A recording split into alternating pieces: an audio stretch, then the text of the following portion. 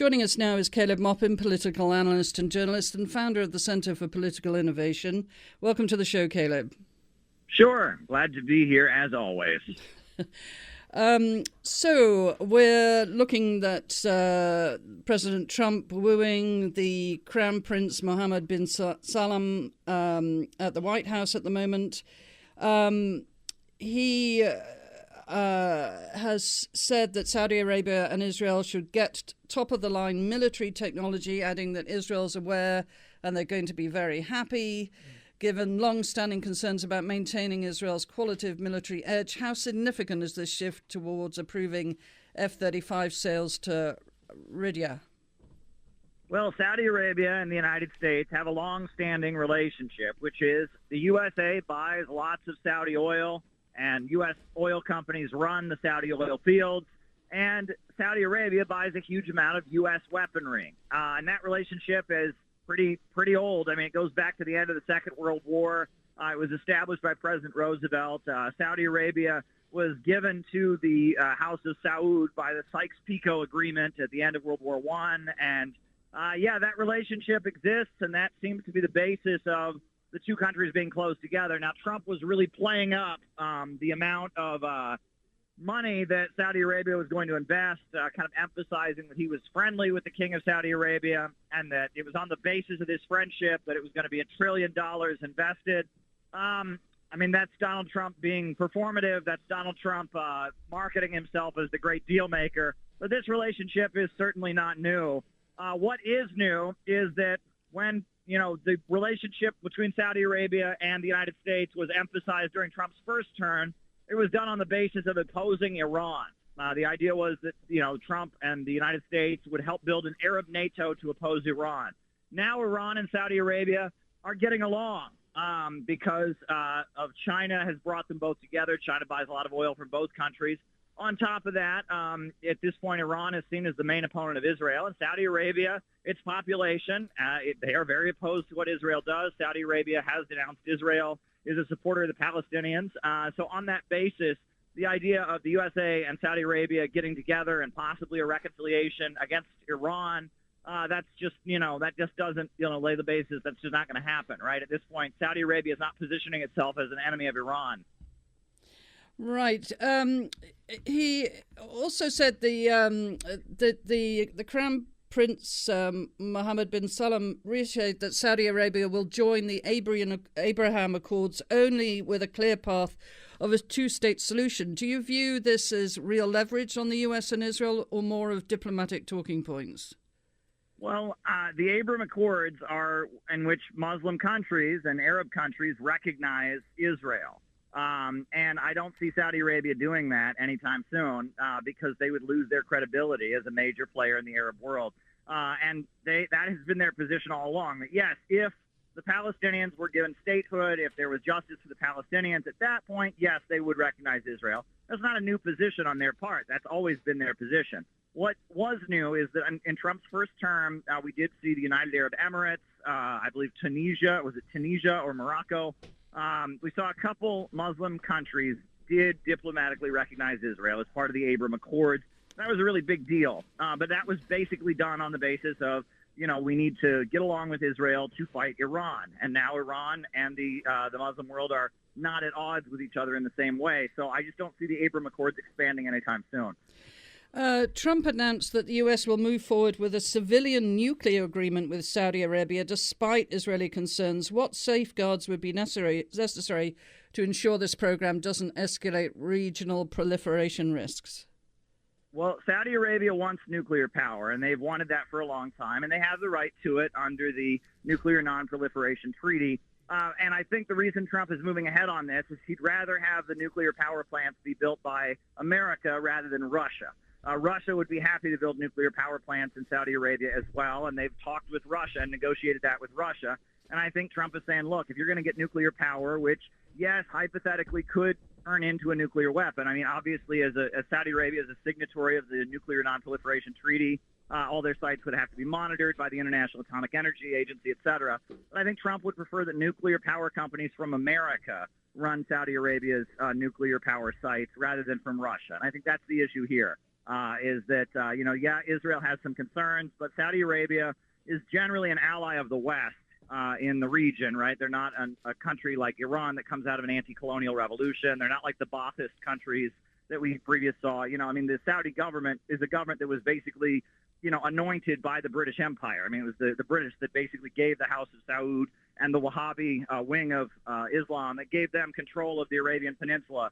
So the idea that they would get nuclear energy is not as much of a threat as say Iran. Iran is considered to be an enemy of the West. The Islamic Republic, emerged from the 1979 revolution. So it's a little bit of a different situation. Why would they want nuclear if they've got all this oil?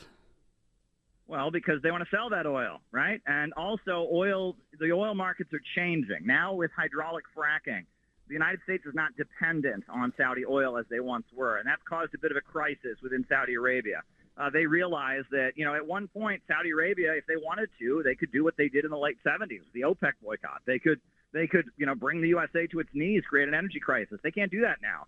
Now the United States produces more oil domestically because of hydraulic fracking than ever before, and they're not as, they don't have that leverage over the West that they once had. And so that's been the whole basis of the Crown Prince and his crackdown on corruption and his studying the economic model of Singapore. And Saudi Arabia is in a bit of a crisis because they used to be, a country that much of the world was dependent on for oil, and it just isn't like that anymore. There's other sources of oil around the world, deep sea drilling, in addition to hydraulic fracking, and the world doesn't need them. The world isn't reliant on them in the same way that it once was. Mm. During the Oval Office exchange, Trump referred to Jamal Khashoggi as extremely controversial and said things happen while insisting the Crown Prince knew nothing. How does this kind of language from the US president shape global perception of Washington's commitment to human rights and accountability? And also the findings of a report said that the Saudi prince did know. Well, Trump acknowledged that the Saudi prince did know, and he basically said, look, yeah, this is an awful thing, but we'd rather be the ones selling the Saudis weapons, not Russia.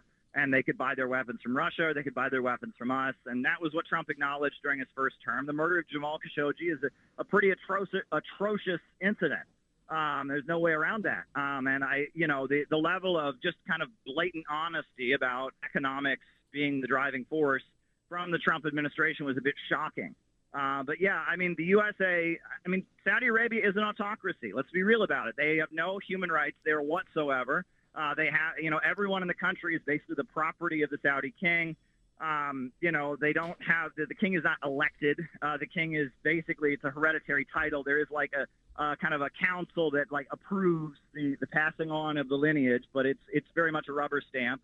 There's no real democracy in Saudi Arabia. And then just recently, women got the right to drive cars, though they did cut the heads off of some of the women who protested for the right to drive cars. Saudi Arabia is a pretty autocratic country. About a third of the country are guest workers, slaves that have no human rights whatsoever, that are basically held in bondage, where their employer holds their passport, and they can be killed, they can be tortured by their employer. They have no rights whatsoever. Saudi Arabia is a pretty authoritarian, autocratic country. No question about it. And the way the USA beats its chest against Venezuela about human rights, but then you see Donald Trump, hugging the king of Saudi Arabia, a literal head chopper.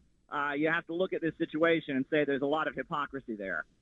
Right. And if we could just move on to Venezuela, President Trump said he didn't rule out anything when asked about military action in Venezuela. How seriously should we interpret the statement given the U.S. aircraft carrier deployment in the Caribbean and the multiple strikes about so-called drug vessels? Well, it seems pretty clear at this point the administration doesn't know what it really wants to do regarding Venezuela. If they were unified and clear they wanted to strike, they would have done it already. And if they were adamant that they weren't going to strike, they would have backed down and de-escalated. They really don't know what they're doing. And it's clear that there are some forces that really want them to strike. And the New York Times has, given a platform to all the forces that really want straight-up regime change, et cetera. But at the same time, it seems the Trump administration is hesitant. They don't really want the humanitarian cost and the public relations cost of having an actual conflict, which is an actual invasion of Venezuela would result in there would be American troops killed. There would be a lot of anger, and there would be chaos in South and Central America. And I think that some within the Trump administration don't want to carry that burden, especially with Donald Trump's approval ratings quite low right now. But that said, there are people within the Trump administration that are adamant that Venezuela should be overthrown. Maduro continues to reference what he calls the Miami Mafia, this kind of faction that's very close to Marco Rubio, that is just focused on weakening and destabilizing leftist and socialist countries in that region like Nicaragua, like Cuba.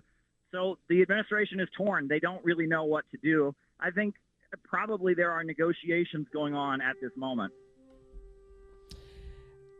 And I think in previous conversations with you, Caleb, you've said that Venezuela is sort of not the main goal. Can you elaborate on that?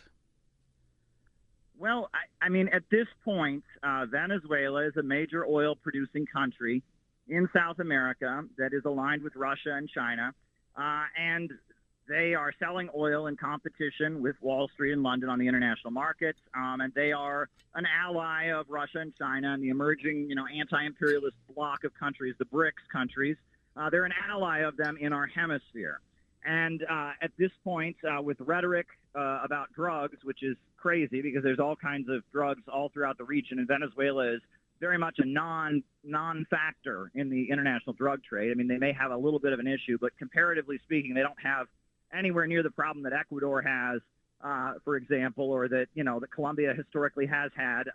They are a non-player. This is about geopolitics, and this is about, a country that is seen as an opponent of American corporations and American dominance internationally, and they've taken control of their oil resources, and they're using their oil revenue to build up an independent economy. And they are an ally of the countries around the world that are independent of Wall Street and London and the kind of decaying international financial order rooted in colonialism. I think that's why they're being targeted. Hours after Trump said he probably would talk to Maduro, the Venezuela leader responded with talk, yes, peace, yes, war, no, never, never war. Do you see this as genuine diplomatic willingness or strategic positioning by Maduro? Well, I think Maduro would do anything to avoid a straight-up invasion. I think the human cost of an invasion, not just for Venezuelans, but for American soldiers, would be massive. I think Maduro would like to negotiate a compromise. But at the same time, I mean, what is Venezuela supposed to do? They have bent over backwards to accommodate the United States. They had Juan Guaido running around, this guy claiming he was the legit president of the country. They didn't even arrest him in order to appease the United States. This is a guy who claimed he was the legit president, was recognized by the U.S. government, and he was running around the country saying, I'm the real president, and America recognizes me. And they didn't even put him in handcuffs. They didn't even jail him as a way to accommodate the United States. I mean, at the end of the day, what is Venezuela supposed to do? Now, we understand they may offer to make huge concessions economically to the United States, and the USA turned it down. So what are they supposed to do? Yes, they can talk. What is there to talk about, though? I mean, Venezuela has appeased the United States, but it seems like anything short of just imploding as a country, which is what an invasion would result in. You look at Libya, you look at Iraq, you look at any of these countries that are violently overthrown by the U.S. military. The result is not stability. The result is not progress. The result is instability, chaos, terrorist groups, drug gangs expanding their influence. So what could be done? I mean, what are they going to talk about? Maduro is not going to step down, and he has a very, very significant chunk of the population that is very, very loyal to him. And also, I must say, Venezuela is getting a lot of support they wouldn't be getting unless Trump was in the White House. The current government of Colombia, the government in Chile, and places like that throughout the region, because Trump is so hated. And Trump is viewed as an enemy of the peoples of South and Central America. A lot of governments that normally wouldn't be friendly to Venezuela, and were certainly hostile to Venezuela under the Biden administration, under the Obama administration, now because Venezuela is at odds with Trump, they are much more sympathetic. So I don't see this situation as being one where, there's going to be some kind of, diplomatic solution deal made that makes everyone happy. The United States is either going to have to attack or back down. And I think that a lot of people within the Trump camp are looking at those poll numbers and they want to back down. But yet there is a faction that seems determined. The fact that the New York Times waited all this time, but yet in the last couple of days they've come out with, Machado's, regime change, freedom manifesto, and op-eds calling for an intervention. It seems like there's a fear on the part of many that have influence within the Trump administration that there's just not going to be a war in Venezuela. It's just not going to happen, and this is their last chance. And so they're pushing as hard as they can. Mm. And meanwhile, we've just got one more minute. Of course, it's the idea of starting another war where doesn't seem to be any resolution of the war in Ukraine and with Russia. Those conversations just seem to have disappeared. Well, again, there continues to be hope. Again, it seems to be a situation where the Trump administration doesn't really know what it's doing, and Trump is trying to please a lot of different people. There are some people in the administration that seem really committed to ending the conflict. There are others that are committed to a confrontation, and there just seems to be a lot of confusion. And that while, Kirill Dmitriev was in New York City and met with Anna Paulina, and it seems like there's a lot of excitement about a Bering Sea, tunnel or a friendship bridge. At the same time, there's a lot of forces that just don't want to make any concessions to Russia. There's also a real fear that the administration will look weak, that when, there is a peace deal in Ukraine, it'll be portrayed as Trump surrendered to Russia. And that would hurt Trump's image with his base in particular. And so Trump has to be able to sign the treaty in a way that he looks like he stuck it to Moscow. He stuck it to Putin and gave him something. He forced him to do something. That's the way Trump is going to have to spin it. And it's going to be very difficult to spin it that way because Russia is not giving up any territory. And, the new republics have joined with Russia. So it's going to be a very difficult thing to present what eventually ends this war as being somehow a victory for the United States or a loss by Russia, which is how Trump is going to have to spin it to maintain his credibility. Caleb Maupin, thank you very much for joining us this afternoon. Grateful for your insights as always. Sure thing.